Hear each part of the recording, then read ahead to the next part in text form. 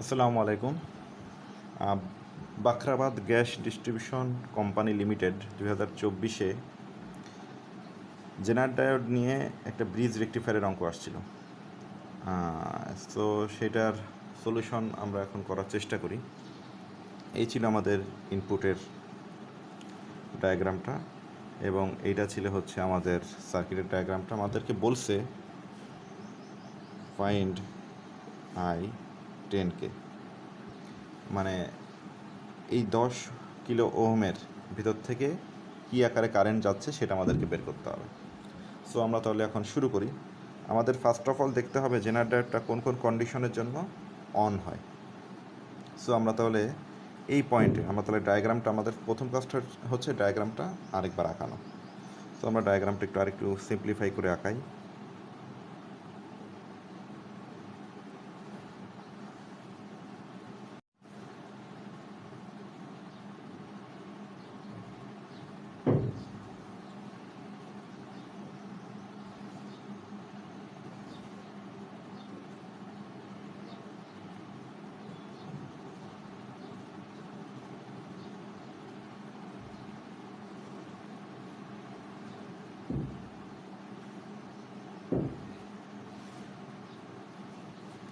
So এটা হচ্ছে আমাদের সিম্পলিফাইড ডায়াগ্রাম। সো আমাদের এই পয়েন্টের আমরা আগে ভোল্টেজটা একটু বের করি।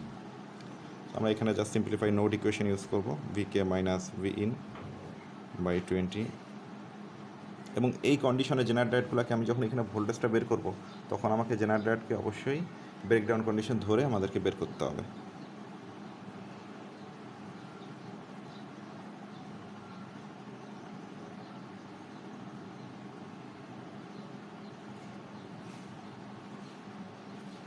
ক্যালকুলেটরটা একটু ইউজ করি।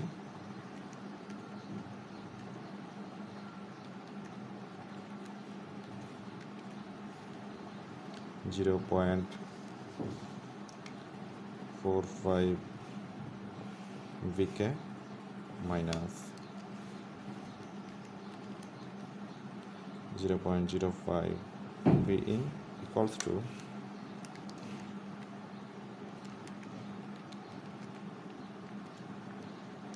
1.1. So VK equals to 0.05 VIN plus 1.1 divided by 0.45. এটা আমার হচ্ছে সিম্পলিফাই যে ইকুয়েশন, সেটা আমি বের করলাম। সিম্পলিফাই ইকুয়েশন বের করার পর এখন আমরা দেখি আর কি, ঠিক আছে, যে আমাদের কোন কোন কন্ডিশনে জেনারেটরটা অ্যাক্টিভ হয়। সো I20 বা I10 ইকুয়ালস টু আমরা বলতে পারি VIN মাইনাস VK বাই 20, ঠিক আছে। আমরা এইখান থেকে যে কারেন্টটা যাচ্ছে আর কি, সেটা আমরা বের করতেছি।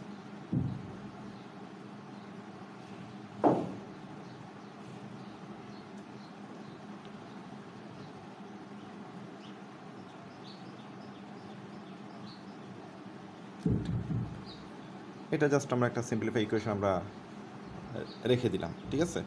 তারপরে আমরা কেস 1, আমাদের ভিকের মান এখানে দেখেন, এটার মান যখন আমার 2.5 থেকে যখন বেশি হবে, তখন আমার এই ডায়োডটা অ্যাক্টিভ হবে, ঠিক আছে।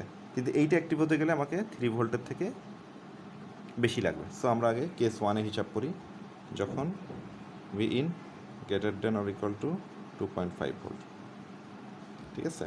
Greater than, not equal to, কারণ 2.5-এও কিন্তু আমার কিন্তু আলটিমেটলি 0 হচ্ছে, কারণ এখানটা 2.5 মাইনাস 2.5 বাই 20, মানে এখানে কিন্তু 0 আসতেছে। সো VIN যখন 2.5, তখন আমার VZ2 অ্যাক্টিভ। সো আমি এইখানটা কিন্তু আমি আরেকটা কেসও কিন্তু একবারে কিন্তু আমি লিখে দিতে পারি, 0 কে VIN less than equal to 2.5 volt, I10K equals to 0। এটা কিন্তু আমার অলরেডি কিন্তু একটা বেড়ে গেল। এখন আমার জেনারেটরটা যখন অ্যাক্টিভ হচ্ছে, সেটার জন্য আমি এখন কন্ডিশনটা বের করি। তো সেই কন্ডিশনে আমি বলতে পারি I10কে ভি ইন মাইনাস ভিকে বাই হচ্ছে 20। সো এইটার ইকুয়েশন, সিম্পলিফাই ইকুয়েশন এইটা, equals to V in minus 0.05 V in plus 1.1 by 0.45 by 20। ঠিক আছে?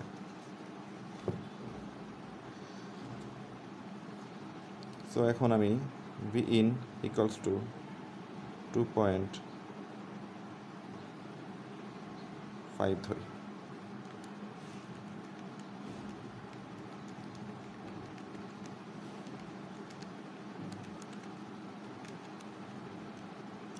তাহলে কিন্তু আমার I10কে ইকুয়ালস টু 0। এখন ভি ইন ইকুয়ালস টু আমি 2.99 ভোল্ট ধরি। তাহলে আমি দেখি কত আসে।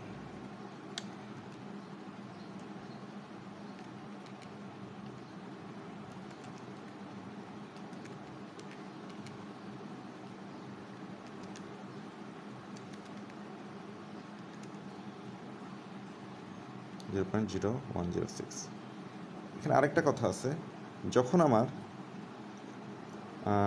ভিজেড মান যখন 3 ভোল্টের উপরে হয়ে যাবে, তখন আমার কিন্তু বোর্ড ডায়োড, ভিজেডের মান যখন আমার 3 ভোল্টের উপরে হবে, তখন কিন্তু আমার বোর্ড ডায়োড অন। তো সেই ক্ষেত্রে আমি এখন কীভাবে করব? ভিজেডের মান এখন আমাকে বের করতে হবে যে কোন কন্ডিশনে উপরে হয় আর কি। সো আমি মনে করলাম ভিকে ইকুয়ালস টু 3 ভোল্ট। আমার এখানে একটা ইকুয়েশন আছে না, আমি ইকুয়েশনে ভিকের মান 3টা পাতায় দিই। 3 is equal to 0.05 V in plus 1.1 divided by 0.45। So V in equals to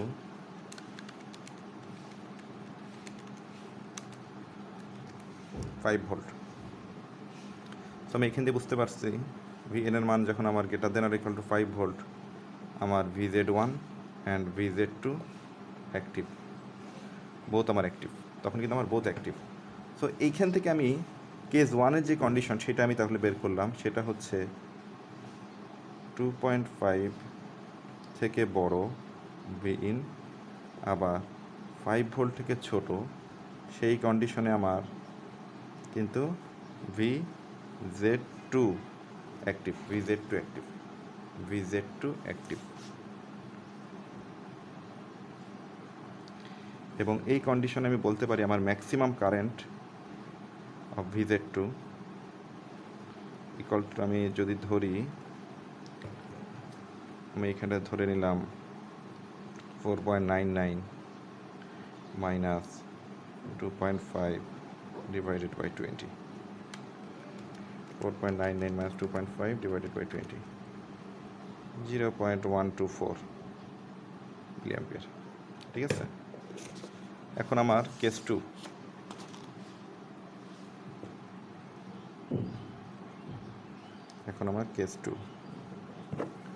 case 2-র ক্ষেত্রে আমার ওই যে বললাম ভি এর মান যখন 5 ভোল্টের উপরে, তখন আমার VZ1 এবং Z2 বোথ অ্যাক্টিভ। ঠিক আছে? এই ক্ষেত্রে আমাদেরকে এই কোয়েশ্চন নিয়ে কাজ করতে হবে, যেহেতু বোথ আমার active. VK 0.05 V in plus 1.1 divided by 0.45।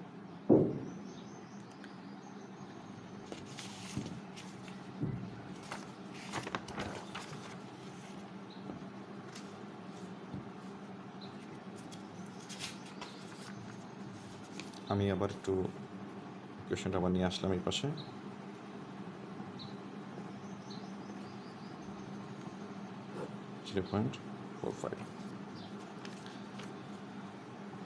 এবং আমার I10 আমি আরেকটু সিম্পলিফাই করতেছি আপনাদের বোঝানোর জন্য। VK by 20 V in minus 0.05 V in plus, আমি একবারে করবো আর কি।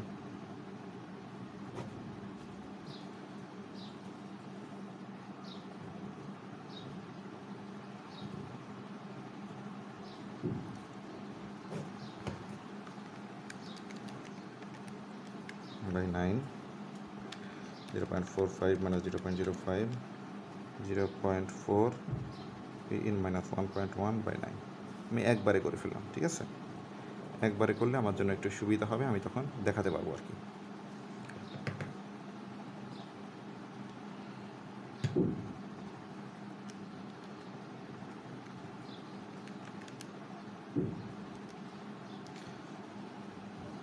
এই ইকুয়েশনটা কিন্তু আমার মেইন ইকুয়েশন। এই ইকুয়েশনটা দিয়ে কিন্তু পুরাটা ক্যারেক্টারটা আমি কিন্তু ডিফাইন করতে পারবো, ঠিক আছে? আমার I10 কে যখন greater than